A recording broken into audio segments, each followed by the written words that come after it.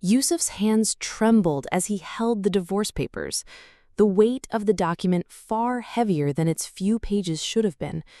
The ink of his wife's signature stared back at him, final and unyielding. 3 years of marriage, of shared mornings, whispered dreams, and quiet sacrifices, gone in the space of a single sentence.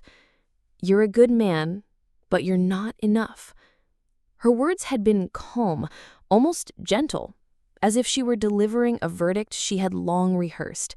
And perhaps she had. Yusuf had stood there, the air thick with unsaid things, his throat tight with the unfairness of it all. He had done everything right, lowered his gaze, prayed on time, worked long hours to provide, swallowed his exhaustion to listen when she needed to talk. But in the end, it hadn't mattered.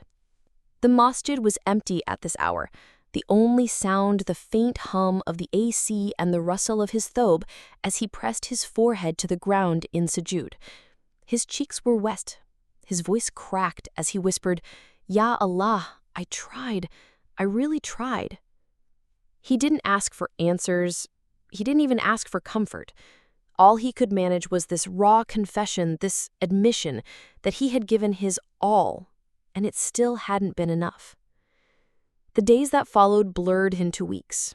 His friends, well-meaning but impatient, urged him to move on, to find someone new.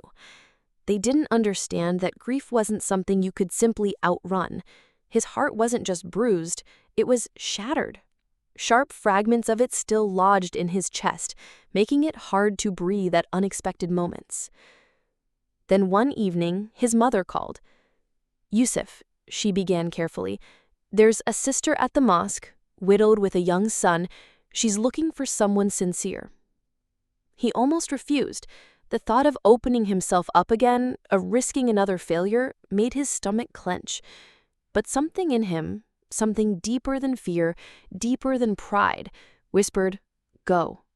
When he met her, she wasn't what he expected. She wasn't glamorous or young. Her beauty wasn't the kind that demanded attention.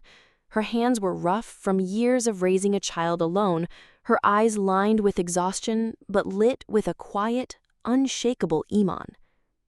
"I'm not looking for a fairy tale," she said softly, her son clinging to her side, his curious eyes studying Yusuf. "I'm looking for a man who fears Allah more than he fears loneliness." Yusuf's breath caught. In that moment, he saw her, truly saw her, not as a replacement for what he had lost, but as someone who had known loss just as deeply, someone who understood that love wasn't about perfection, but about patience, about showing up day after day, even when it was hard. A year later, they stood together at their nikah. There was no extravagant hall, no flashing cameras, no performance for the world to see, just the imam, their families, and the weight of du'as finally answered. As Yusuf spoke his vows, his voice steady this time, he looked at her, at the way her son now held his hand with an easy trust, at the way her eyes softened when she smiled, and he understood. Allah had not denied him love. He had saved him for the love that would stay. Sometimes the heart must break first to make space for what was always meant to be.